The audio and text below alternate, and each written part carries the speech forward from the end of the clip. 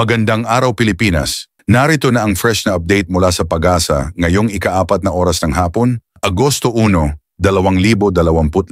Sa kasalukuyan, si Bagyong Karding ay patuloy sa kanyang galaw patungong Kanluran Hilagang Kanluran sa bilis na 15 kilometro bawat oras. Taglay ang lakas ng hangin na umaabot sa 75 kilometro bawat oras malapit sa gitna at may bugso na hanggang 90 kilometers per hour. Nakataas ang Tropical Cyclone Wind Signal Number. Isang sa ilang bahagi ng Hilagang Luzon gaya ng Batanes, Babuyan Islands, Hilagang bahagi ng Cagayan at Hilagang bahagi ng Apayao. Dahil dito, asahan ang maulang panahon sa mga nabanggit na lugar kasabay ng malalakas na bugso ng hangin na posibleng magdulot ng mga pagkabuwal ng puno at pagkapinsala sa ilang mga estruktura. Hindi rin ligtas sa ulan ang mga probinsya ng Ilocos Norte, Ilocos Sur, Abra at Kalinga, kung saan may inaasahang katamtaman hanggang sa malakas na pag-ulan na maaaring magdulot ng pagbaha at pagguho ng lupa, lalo na sa mga bulubunduking lugar. Ang Metro Manila at kalapit probinsya tulad ng Bulacan,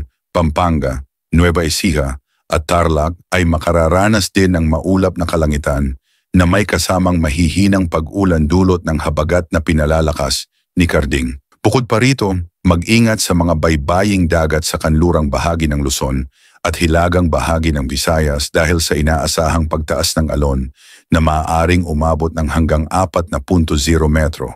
Kaya ipinagbabawal muna ang pangingisda at paglalayag lalo na sa maliliit na bangka. Habang patuloy na lumalapit si Karding sa kalupaan, hinihikayat ang lahat na manatiling nakaantabay sa mga opisyal na anunsyo ng Pag-asa at ng inyong lokal na pamahalaan. I-like at mag-subscribe sa ating channel para sa susunod na update dito lang sa PWD, ang ulat panahon na hindi ka iiwan, rain or shine. Ingat Pilipinas!